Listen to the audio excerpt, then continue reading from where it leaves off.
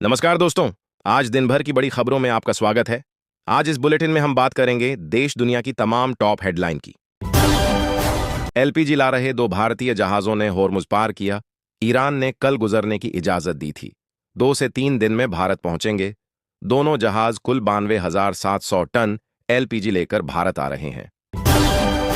दावा, ईरान के नए सुप्रीम लीडर मुज्तबा कोमा में इजराइल अमेरिकी हमले में घायल हुए थे।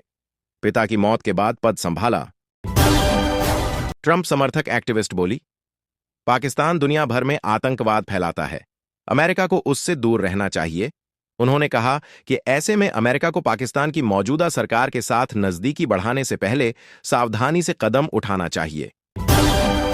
अमेरिका ने H-1B वीजा देने की प्रक्रिया में बदलाव किया। अब सैलरी के आधार पर होगा चयन। 1 अप्रैल से नया फॉर्म I-129 लागू होगा।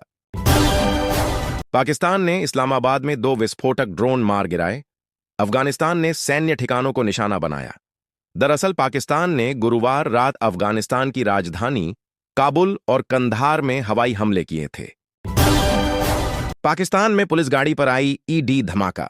ब्लास्ट इतना तेज था कि 7 पुलिसकर्मी मौके पर ही मारे गए। घटना के बाद पुलिस और सुरक्षा बलों ने इलाके को घेर कर सर्च ऑपरेशन शुरू कर दिया है। सभी देशों को रूसी तेल खरीदने की इजाजत। अमेरिका ने 30 दिन की छूट दी। ईरान ने क्रूड ऑयल $200 पहुंचने की चेतावनी दी थी। सरकार ने सोनम वांगचुक पर लगा NSA हटाया। 170 दिन बाद जोधपुर जेल से रिहा। लेह हिंसा के बाद हिरासत में लिए गए थे। मोदी बोले, कांग्रेस ने असम के युवाओं को गुमराह किया, उन्हें आतंकवाद के रास्ते पर धकेला। बीजेपी ने सरकारी नौकरियों के रास्ते खोले। MP-UP में तापमान 40 डिग्री सेल्सियस पार, हीट स्ट्रोक का अलर्ट। राजस्थान में आंधी बारिश हो सकती है। उत्तराखंड में बारिश का yellow alert. Adani power plant में आगजनी, गाड़ियों में तोड़फोड़। सिंगरौली में लेबर की मौत पर भड़के, दूर से ही धुएं का गुब्बार दिखा। काम छोड़ लौटे कई मजदूर। तमिलनाडु विधानसभा चुनाव, अब तक 2 नई पार्टियों का ऐलान। जयललिता की करीबी ने बनाई। ऑल इंडिया पुरच्छी थलैवर, मक्कल मुनेत्र कशगम। शशिकला बोली, अलायंस करेंगे।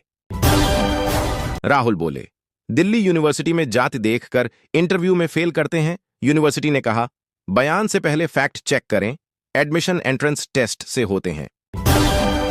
देश में डेटा सेंटरों की बिजली मांग 800% बढ़ेगी। 2031 से 32 तक 13.56 गीगावाट की जरूरत होगी। AI डिजिटल सेवाओं का इस्तेमाल बढ़ना कारण। पंजाब चुनाव, अकाली भाजपा गठबंधन नहीं होगा। शाह बोले, 2027 में बीजेपी की सरकार बनेगी। 2 साल में हम नशे को जड़ से उखाड़ फेंकेंगे। बेगूसराय में CM नीतीश की सुरक्षा में चूक। हेलीपैड में घुसा बैल, पुलिस वालों को दौड़ाया। बचने के लिए फायर ब्रिगेड पर चढ़े। राजस्थान का MBBS स्टूडेंट ट्रेन के आगे कूदा, मौत। पहले भी जान देने का किया था प्रयास, शव के पास सुसाइड नोट मिला। हिमाचल में उपराष्ट्रपति ने छात्रों को बांटी डिग्रियां। 52 मेधावी गोल्ड मेडल से सम्मानित। केंद्रीय यूनिवर्सिटी कांगड़ा के 9वें दीक्षांत समारोह में शामिल। हिमाचल में आंधी तूफान और ओलावृष्टि का ऑरेंज अलर्ट। कल से 20 मार्च तक बारिश, ऊंचे पहाड़ों पर बर्फबारी। 1.5 महीने का ड्राई स्पेल टूटेगा। हिमाचल में इंडक्शन की डिमांड कई गुना बढ़ी। दुकानदार बोले, पहले हफ्ते में 3 बिकते थे, अब रोज 10 बिक रहे। कमर्शियल LPG की किल्लत। ये सड़क मुस्लिमों के लिए नहीं लिखने वाली लड़कियां गिरफ्तार। बोली, सनातन के लिए 10 बार जेल जाने को तैयार, हमने कुछ गलत नहीं किया। 1 अप्रैल से महंगा हो जाएगा फास्टैग एनुअल पास। 3,000 रुपये की जगह 3,075 रुपये देने होंगे। 52 लाख से ज्यादा यूजर्स पर पड़ेगा असर। राज्यसभा में गूंजा हिमाचल की आपदा का मामला। रजनी पाटिल बोली, PM ने 1,500 करोड़ देने की घोषणा की थी, 15 रुपये भी नहीं दिए गए। एडोबी के CEO शांतनु नारायण 18 साल बाद पद छोड़ेंगे। नए CEO की तलाश कर रही कंपनी। शांतनु ने AI युग में एडोबी को ग्लोबल लीडर बनाया। मेटा में 15,000 कर्मचारियों की छंटनी की तैयारी।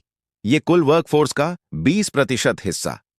AI पर निवेश और स्टार्टअप्स की खरीदारी बनी वजह। यूपी में हिंदुस्तान पेट्रोलियम के 2 अफसरों की हत्या। ठेकेदार ने ऑटोमेटिक गन से डीजीएम और मैनेजर को मारी गोलियां, जांच जारी। पंजाब लाइन में लगे बुजुर्ग की हार्ट अटैक से मौत। अमृतसर में झड़प, मोहाली में कालाबाजारी पकड़ी, लुधियाना में भगदड़। चंडीगढ़ पुलिस की निगरानी में मिले सिलेंडर। एयर इंडिया के बाद इंडिगो की भी टिकटें महंगी, घरेलू उड़ानों पर 425 रुपए और इंटरनेशनल पर 2300 रुपए तक एक्स्ट्रा चार्ज लगेगा। ईरान इजराइल युद्ध की वजह से जेट फ्यूल महंगा हुआ। नरेंद्र मोदी बोले, कांग्रेस ने लगातार असम से झूठ बोला, किसानों को विदेशों पर निर्भर रखा। दौरे के पहले दिन 24,250 करोड़ रुपए के प्रोजेक्ट्स का उद्घाटन शिलान्यास किया।